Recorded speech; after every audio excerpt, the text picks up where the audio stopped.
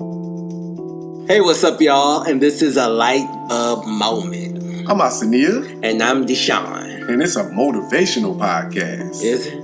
It is. Oh, awesomeness. I love motivational podcasts. Stay tuned. Y'all check it out. Hey, what's up, y'all? This is the Light-Bulb moment. I can't wait till my eyes pop up on that bitch and then somebody actually be watching at the same time. It's going to happen real soon. It's going to happen. I can't wait though. Well, this is Light-Bulb moment. And I am Deshaun Delon. And this is Asania. How do you properly pronounce your name? And don't introduce me because some motherfucker got French on me. Deshaun. But you be saying like... I'll pronounce it Asenia. That's only because I heard some Spanish women say it with their accent like that. What was it before that? My mom used to say Asenia. Asenia, yeah. But they say Asenia. Oh, his voice bill. He called himself. And then they rotated. Asenia. I can't do it right now, but that shit's sexy as fuck. I love it. But anyway, this is the Light-Bulb Moments Guide to the Seven Chakras. I'm not super familiar with the Seven Chakras. I have always wanted to get in tune with my chakras, balance my chakras, meditate towards my chakras, but for whatever reason, I never took the time to do it, but it's definitely still on my list of things to do soon. But tell me about the Seven Chakras, because we got a little diagram pulled up on our phone and stuff, so we're going to be able to label everything from red to orange to yellow to green to blue to purple to violet. I don't know. It's like two purples, but it looks like it's two purples. It is. It's like two purples. It is two purples. Yeah, it is two purples. Okay. So, in a nutshell, the reason I felt like we should have did this topic because that was a great introduction. I just want to give you applause and applaud. If we had sound effects, yeah, that's what we did. But no, for real. All jokes aside, I was looking at the chakras. That has been, I guess, the conversation of the week that I've been dealing with when it comes to balancing out energy and working on myself and really focusing on meditation.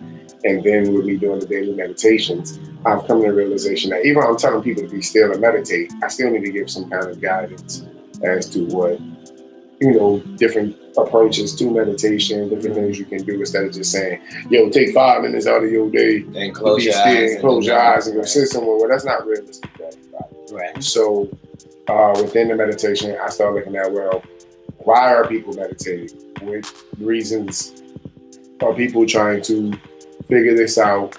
What are they looking for? What are things that I can help point out to help show them what to look for within meditation to maybe feel like maybe you're getting something from it or what you're trying to attain. And then within that and doing the Tai Chi and doing some yoga with an acquaintance of ours as of recently has really had me looking at the different spots of the different chakras, where they're located, how their functions, what their purpose are, and how to keep the energy flowing from top to bottom to keep yourself to cleanse yourself. Because at the end of the day, I do believe that we produce and absorb certain kind of energy that can help either destroy or heal our body, basically life force. Okay. Gotcha. By cleansing your chakras. The chakras get closed, and then you start having all kind of emotional hiccups, physical hiccups, so on and so forth. So your energy affects your physical. Yeah, it's kind of like fun. If your intestinal tract gets backed up because it has too much stuff that it hasn't digested and filtered out and cleaned out, like you get sick. Right. So it's like anything, like the fuel line, your septic tank, anything. If it gets backed up and clogged up, it creates all kind of other issues and toxic stuff doesn't get released. It can potentially affect your body. And I feel like your internals affect your externals, period. Right. That's deep. That's what's up. So that's why it was so important for us to start to discuss chakras today. Okay. Have you dealt with chakras before? Outside of when we looked at them maybe about a year ago, not stupid and depth, I understood them. I kind of had idea, the concept. Now that one of the biggest light bulb moments for me was the difference between a DANTIAN, that's the Dantian, which is like a pocket of energy or a space where you store energy within the body. And through locations, I wasn't aware of that. There's a lower, mid, and the upper Dantian. These spaces or these pockets of energy are used within stuff like Tai Chi and Qigong and different exercises to help control the flow of energy. But I always thought that was a chakra. And I was informed that that was not the case through my own research. So I started looking at the chakras.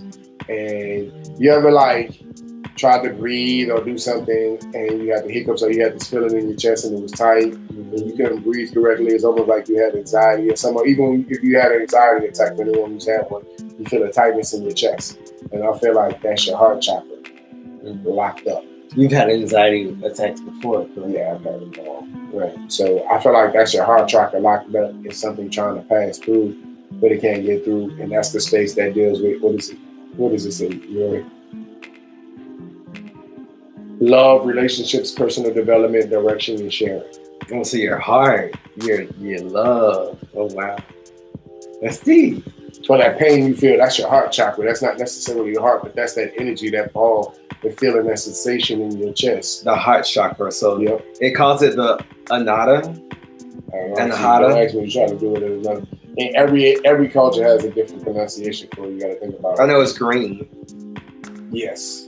Love, acceptance, compassion, healing, all that kind of stuff. It's got multiple purposes. If you're balanced, you'll feel loving, you're empathetic, you're open-hearted, it's serenity, you're emotionally balanced, trustfulness, and tolerance. But if you're unbalanced, you feel loneliness, you're demanding, you're critical, you're jealous, you're cold-hearted, you're narcissistic, your heart, and you have heart and lung problems, asthma, and allergies. That's what this says for the green chakra, which is the heart chakra, which is also called the Anahata. Say that shit. Anahata chakra. Anahata. Say it again. Anahata. No, it's like say it. Anahata. Okay, you probably said it wrong. Say it. Anahata. That's dope. But I've been paying attention to that different stuff. So again, okay, so we're starting with the 7 chakras. The first one started at the base of your body. That's the root. It's the red chakra. It's located, I like to say, in your gooch. It's the base of the spine flowing up to below the navel. So if that one's balanced, you'll feel security, humility, you're grounded, you're stable, you're energetic, your optimal weight. Physically, I guess you'll be at your optimal weight. Healthy eating, and proper elimination. But if it's unbalanced, you feel insecurity, fear, anxiety, you're unstable, low self-esteem, anemia, over or underweight, and constipation. And that one's called the Muladhara. Muladhara or Muladhara? You keep trying to take the pronunciation from the other cultures. Okay, I'll stop. I mean, you can do it though. I think that's dope. So that's your root chakra. That's your red one. That's the root of everything. That's it. Okay. So each one of these spots, I've been trying to learn how to breathe from. Interesting. But we'll get into that after the fact. So then the next one up is it's the orange one. The sacral chakra. Sacral. And this one says it's orange. It's located in the lower abdominal, just below the navel. So it's right above the root chakra. And it deals with feelings, sexuality, sexual drive. Oh, this makes so much sense. So what does it say in there? It says creativity, sexuality, reproduction, pleasure. Because like we were saying on another podcast, sexual energy and creative energy are very close. So it makes sense. So if it's balanced, you have creativity, joy, sexuality, healthy sex life, that's what I said, prosperity, patience, fertility, pleasure. But if it's unbalanced, you feel guilty, shyness, irresponsibility, infertility, sexual issues, allergy, eating disorder. Well, that's deep. That's what's up. Oh, I'm learning. What do you mean? So then the third one is in your solar plexus, and it is located below the rib cage. So that's like right above the stomach, but like in your stomach. Right. You know Yeah, kind of right like stomach, a little bit above the belly button, but like in the top of the stomach, the abs, kind of belly button onto the connection of the ribs and the base of your chest. It's like right up in here. Yeah, right up in there. It's yellow. Yeah, nose dries, yeah. And this one has sense of identity, self-confidence, and personal power. What does yours say? Mine says power, self-esteem, strength. If it's balanced, you'll have energy, strength, confidence, strong will, mental balance, health, confidence, and active. It said confidence twice. I don't know why. But if it's unbalanced, I don't know why I said that. If it's unbalanced, you'll have guilt. You'll be guilty, lack of energy, weakness, allergies, fatigue, low self-esteem, worthlessness, digestion, and liver problems. I guess your digestive system is kind of like right here too. Because all this is intestinal, man. Mm-hmm. This is like, you know how long your intestinal tracts are? It's like real long, like stupid long, feet, more like hundreds of feet or tens of feet. And okay, so fourth up is starting from the bottom is the heart chakra. That's the It's located in the center of the chest. It's green. It has to do with relationships, personal development, direction, and sharing. And we already said what that does. Right, big time. It's green. Right. Right after that is the throat chakra, located at the throat. It's blue. Communication, personal expression, and the flow of information. So like people who are shy, they don't have strong throat chakras. They not really tapped into it. People who can't really express themselves or get their opinions out, or have a hard time getting people can't take command of a situation through verbal. Right. They have to have other people speak up for them. That's interesting. That's deep, actually. Almost like it's like your chakra grows with maturity. Well, for me, it did anyway. Because if it's unbalanced, you do feel shy, your weak voice, fear of speaking and able to listen, lying, arrogance. So some people with issues, not just being shy, but sometimes just being too cocky can be an issue with your throat chakra. Thyroid, hearing, throat problems. But if it's balanced, you're peaceful, you're truthful, you're listening, you're a good communicator, you have strong self-expression, and you're peaceful. You keep saying the same word twice, so when I see it the second time, it throws me off. Like, peaceful. Well, you should know you can read it. So after the throat chakra, we down to the last two. One of them is kind of evident. It's purple. Number 6 is the third eye. It's located at the center of the brow, basically between your eyebrows and your actual eyes. It's indigo, and it's perception, intuition, knowledge, and mental organization. Perception, intuition, and vision. It says if it's balanced, you're intuitive, you're guided, you're perceptive, clairvoyance, bright dreams, spiritual, mental strength, and good vision. If it's unbalanced, you feel lack of intuition, lack of imagination, you're manipulative, panic, fear, nightmares, vision and eye problems, and migraines. This is deep. And last but not least is the crown chakra, located above the top of the head. It's violent, it's perception, intuition, inspiration. Sahasrara. It's knowing and connection to spirit and universe. If it's balanced, you feel spiritual, you're blessed, unity, you feel wisdom, you're open-minded, you're peaceful, you're connected to the universe, you have a strong nervous system. If it's unbalanced, you have a mental disorder, fear, you're materialistic, that would be memory and learning problems, you're apathetic, you're broken, spiritual crisis. So I can relate to all those because I've been in all those different spots. All of them. A lot that makes sense. I'm glad we went through those. Those are the 7 different chakras. Those are very key. So I wanted to point these things out because through meditation, as you meditate, you're supposed, and you breathe, you don't realize, but your breath passes through several of these different chakras. If you start to get comfortable and you become more aware, the longer you are able to extend and focus on your breath in the natural flow of it, not the forced flow of it. Sometimes you try to focus. That's where meditation, because sometimes we get in and we start going, instead of just absorbing and feeling the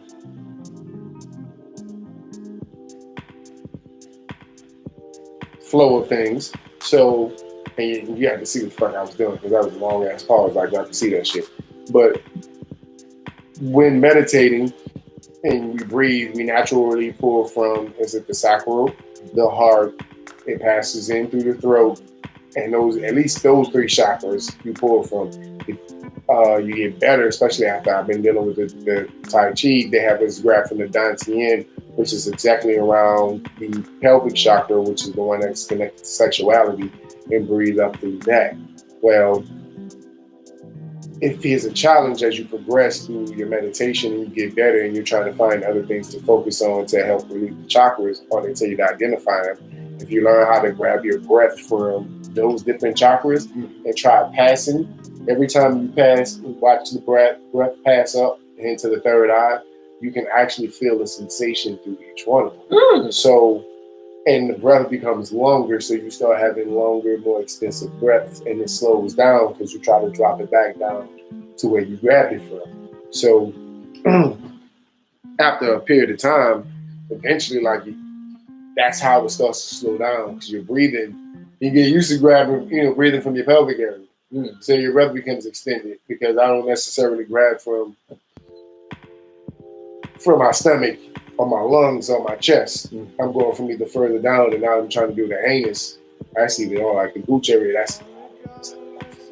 But I also pay attention to it as it goes up into my throat. And I notice the difference when I breathe out of my mouth versus my nose when trying to do the breathing process. And these are things that I think these are a few tidbits that individuals can focus on while in a position where yoga, walking meditation, meaning you're just walking outside in silence, sitting meditation, whatever form of meditation you choose to do. When they tell you to focus on the breath, not necessarily the air coming out of your nose or your mouth, but how it is moving through the air passages internally. Because you got to think about it, it's a long ass pathway. Right. So you're paying attention to how the energy flows. Wow. And the breath becomes more like the energy flowing. So to a degree, you can focus on the energy and how you feel in those areas, because the breath is going to pass by each. It's like you driving down the street, and every time you hit a certain spot, it's like a red light checkpoint. And if it ain't right, it's either going to be red, yellow, or green. It's going to flow smoothly, it's going to be kind of hesitant, or it's going to be stuck.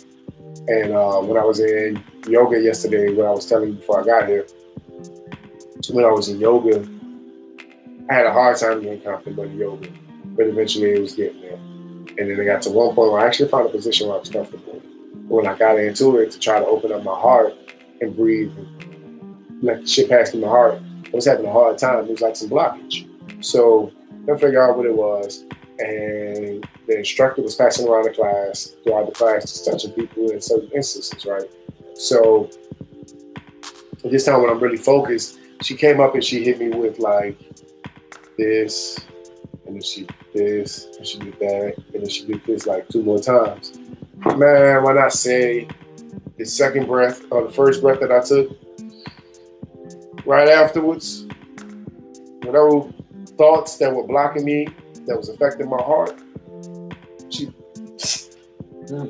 and I just went whoosh. I took that breath, came up, and I just lost it. I was just like, I'm not like, in yoga, but still my eyes, tears came out. It was just silent tears. What were you thinking about? You don't have to explain. Yeah, but it was just a previous situation. I don't even know where it came from. It was just something that got thrown in my head that probably was still affecting my heart that I didn't realize that I might have been holding on to. And that was the last bit that came out. Did you feel relieved? I did, 100%. That was the part of yoga that was actually relieved. When I got up there, I was able to feel calmness after that for some reason. So that's that little bit in your heart that I might have been holding on to that was keeping me from completely healing from other situations, just situations in general. And learn how to let go of that different stuff. And that's why I'm so heavy into meditation, because I got to filter out. I've been holding on for decades, multiple decades, 10 to 20s, 30s of years worth of just emotional baggage that you got to release. That's not going to happen in like overnight, 6 months of just meditating. First of all, you got to learn how to meditate and get in there. Then when you get in there, you got to learn how to be able to be comfortable and face that stuff. And then once you face it, then you got to learn how to release it, because you can get in there and face it and just dwell on it for an extended period of time. There's levels to this. There's levels to this shit. That's why people get stuck. Right. But the longer you're able to sit there and deal with it, then you start seeing the different levels and you can move it and so on and so forth, man. So this has been deep, man. Like, it's been a real deep journey with this meditation, and I feel like I wanted to do this episode because I want you to know each part of those chakras. You should know what they are, where they are, how they function, how they affect you emotionally, physically, and spiritually, because they all do that, and they all have a set purpose. And until you get some of those clogged out and removed, you keep going. You're gonna keep hitting the same hiccups, the same issues, and the same things that pop up in your life. And I thought this was very important. Instead of me just telling you to go sit somewhere and be still and meditate, there's a reason behind it. There's a purpose for it. And like you say, you start to slow down and see shit. Your intuition, your third eye is becoming way clearer. You start to see shit before that. Stuff you probably weren't even thinking about, you envisioning it now. You be telling yourself stuff before it happens. Yeah. Yeah, man. I think that's one of the benefits of I feel like you be more in sync too. Like with the shit going on around you. It'd be like happening. Man, the sexual one, I've been meditating and put all my sexual energy back into that chakra. And man, I was sitting across from somebody who I have a strong connection with. And that shit was just heating, it was rotating, it was burning. And then an actual experience that I had with somebody, I felt it for the first time because I've been storing it. And it was like, within climax, I could feel the eruption of energy within that space. Not my actual, not to be vulgar, but my actual penis ejaculating, but the energy within that chakra, I could feel it burning and shooting and transferring to that person. And she felt the shift too. She's like, I felt that shift. I felt that transfer, whatever you just. She was like, ooh, that's a lot. Like, oh, that's a whole lot. You would have thought it was something vulgar or dirty if you didn't have an understanding of what's going on. You didn't have an understanding. She was like, ooh, she's releasing a lot of. I'm like, oh wow, that's interesting that she could. But she's in tune with that. Yeah, she's in tune with that kind of stuff.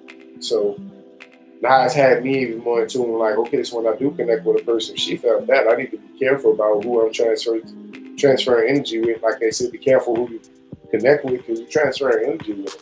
So I need to be careful who I'm transferring energy with, who I'm taking shit from, what I'm giving off to them. Even when I'm in that mindfuck, I'm having a bad day, I don't need to fuck with the body and give them energy from that negative space down there. And it's the same scenario. We talked about that. Yeah, man. So that shit was mad important. That shit fucked me up for like a hot minute. You did. So, like I say, man, the light bulb moment of the day I want to give for anybody is, when you're in meditation, you want to be trying to clear out your chakras. You want to be out trying to open your third mind. You want to try to open up your heart. A lot of that has to do with healing and healing your body and your spirit and everything. Like, you have the ability to do that. You have the life force and you create the energy internally to do that kind of shit. So you just got to learn how to control it. Right. Through meditation. Because meditation since day one has been it's been the center of everything, right. It has. It's always fucking meditation. But I'm so okay with it keeping like coming up and stuff. The fact that like it keep coming up, it means that we on to something. You know what I'm saying? Like, we need to start like a meditation challenge. I'm down. We gotta get something going for this shit, man. But yeah, I'm glad we did this episode, man. I enjoyed discussing it. I wish I had more detail. I wish we had some people. But I think just like giving them this, it will make people want to search for and get more information about your chakras and get in tune with your chakras. Plant that seed, man. That's the whole purpose of this damn podcast, man. Mm-hmm. This whole purpose of this podcast is to plant seeds and spark moments where the light just flickers and you're like, oh, never thought of that. That's the idea. I think my Lite-Bulb moment is how everything that we're talking about and learning is so connected. From meditation to like what I was saying about the sexual energy and the creative energy and how everything is just so right. There's so many ways to speak the same language. Energy is kind of just one language. But there's just a lot of different ways to speak it and transfer it and move it. Right. People. Yeah, man. That shit is crazy as fuck. Like, bing. When you start flowing different and you moving different, bro, you don't even have to tell nobody. Like, they can see the shit. You dig? Yeah. Most definitely. Like, it's just a complete fucking shift, man.